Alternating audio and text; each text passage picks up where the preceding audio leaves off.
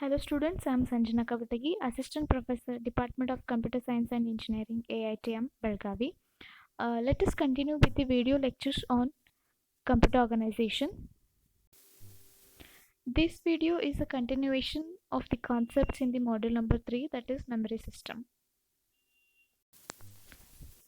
In this video, I'll be starting with read-only memories, that is ROM. As we have studied in the previous videos, we know that both SRAM as well as DRAM, that is static RAM as well as dynamic RAM, these chips are volatile, which means they will lose the stored data or stored information once the power is turned off. Suppose if you are using your computer system and you are storing some data onto these RAMs, and if the power goes off, whatever the data that is stored on these RAMs will be erased. Okay, so if there is a power loss, the data will be erased. So that indicates these memories are volatile. Okay, so there are many other applications that need memory devices which retain the stored information if power is turned off. We know that all the computers that we are using, we are storing such a information which is required for longer time. Okay, so we need some storage devices which are retaining the data even if there is a power loss. Okay, for example, you can take any example of a computer system. In that, a hard disk drive that is used to store large amount of information,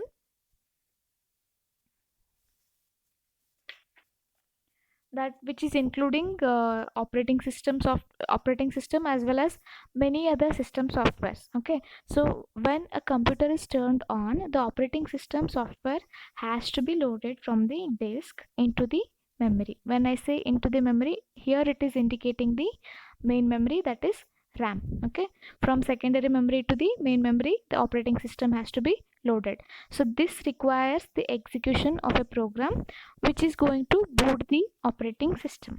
Okay, there are some programs which are called as boot programs. Okay, so once this operating system has to be once this operating system has brought into the main memory, in order to initiate in order to do this, it requires a execution of a program. That program is called as boot program. Okay, so it is going to boot the operating system. Okay, so since these boot programs are quite enough larger programs, so most of these types of programs will be stored on the disk. Okay, so the processor must execute some instructions that load this boot program into the memory. Since it is large, in order to do this, the processor should execute some of the instructions. So if the entire memory is consisted only of volatile memory chips, then you can imagine what would the processor do. Okay, so the processor would have no means of accessing these instructions because it was stored in the, suppose if it is stored in the RAMs only. Once the power goes off or once you turn off the computer, once you start it again, the data will be erased. Okay, so for that there is a practical solution.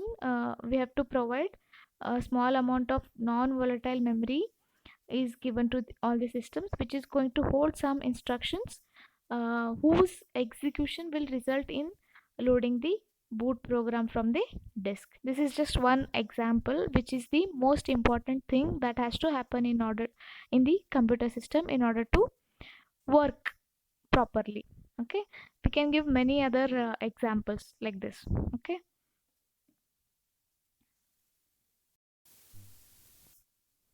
so these types of non-volatile memory is used extensively in embedded systems. uh, so such systems, they typically do not use disk storage devices, they only make use of ROMs.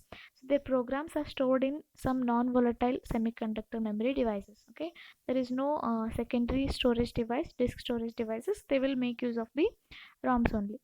So different types of non-volatile memory have been developed since then. Generally the contents of such memory can be read as if they were like SRAM or DRAM memories, but writing process will be special here. So a special writing process will be needed to place the information into the memory. into this memory. Okay, so since the normal operation of these types of memory involves only the reading of stored data. Okay, so that's why such memories are called as read-only memories. The name itself indicates that we can only read the data from these memories.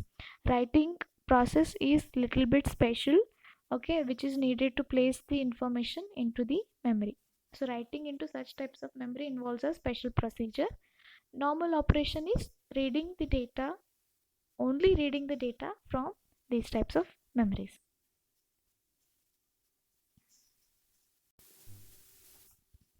First we shall study the basic ROM. Okay, the figure given here, it shows a simple possible configuration for a ROM cell. Okay, so a logic value 0 will be stored in the cell if the transistor is connected to the ground at point P. Okay, otherwise 1 is stored. You see the line, it is involving a transistor T. Okay, so this P is indicating a ground point. You can see there is a ground point connection. So you can see like there is a bit line and also there is a word line. Okay, so if a logic value 0 is stored if it is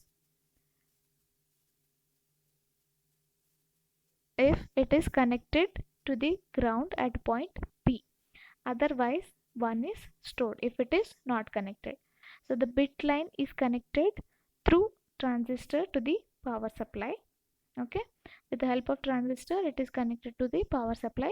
To read the state of the cell, a word line will be activated. So we have word line here, so that will be activated in order to read the data. Thus the transistor switch is closed and the voltage on the bit line, it will drop to 0 or drop to near 0 if there is a connection between the transistor and the ground. Okay, so if there is no connection to the ground, the bit line remains at high voltage indicating 1 value 1. Okay, so a sense circuit at the end of the bit line, it is going to generate proper output value. So the data return into ROM when it is manufactured. So when it is going to be manufactured, the data will be already fed into these types of memories. Okay, this is a simple ROM cell. Next we'll study different types of ROMs. So next we have PROM, that is programmable ROMs, programmable read-only memory. So some ROM designs allow the data to be loaded by the user, thus it is going to provide a programmable ROM. Some ROMs allow the user to store the data into them. So those types of ROMs are called as programmable ROMs. So this programmability is achieved by inserting a fuse at the point P that is shown in the previous figure, that is a figure of a ROM cell. So before it is programmed, the memory contains all zeros. Okay, so the user can insert one at some required positions or required locations by burning out these fuses, okay, at those particular locations. How these will be burned is by using some high current pulses. These fuses are going to be burned out. Okay, so this process is going to be irreversible. We cannot reverse the process. That means what? Once the fuses are burnt out, you cannot again restore them. That means once the data is written by the user, that data cannot be modified. Okay, so PROMs provide flexibility and convenience that is not available with the normal ROMs. So these are economically attractive for storing fixed programs and data when high volumes of ROMs are produced. So however, the cost of preparing the masks needed for storing a particular information pattern in ROMs makes them very expensive when only a small number of uh, when uh, uh, when it is required in a small number. Okay, so in this case PROMs will provide a faster and considerably less expensive approach because they can be programmed directly by the user. That means you can buy empty ROMs and then the programmer can program it or the user can program it. Okay, so that is how they provide little more flexibility compared to the normal ROMs.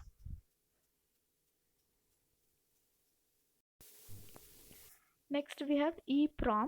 Okay, so another type of ROM chip that allows the stored data to be erased and new data to be loaded. So in the previous ROM that we have studied, PROM, once the data is stored, we couldn't alter it. So in this, that is next EEPROM, we can alter that data. So such an erasable, reprogrammable ROM is usually called a EEPROM or EPROM, that is electrically programmable ROM. Okay, so it provides considerable flexibility during the development phase of digital systems.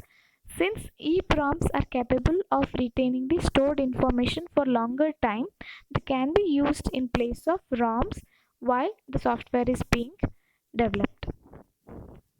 Okay, so in this way, memory changes and updates can be easily made on these ROMs. Okay, so an EEPROM or EPROM cell has a structure that is similar to the simple ROM cell that we have seen in the previous figure. So in an EEPROM cell, however, the connection to the ground is always made at point P, and a special transistor is used which has the ability to function either as a normal transistor or as a disabled transistor, that is always going to be turned off. So this transistor can be programmed to behave as a permanently open switch by injecting charges into it that becomes a trapped inside. Okay, so thus EEPROM cell can be used to construct a memory in the same way as the previously seen we have seen in the ROM cell. Okay, so it is going to be using the construct same method to construct a memory that is done using the ROM.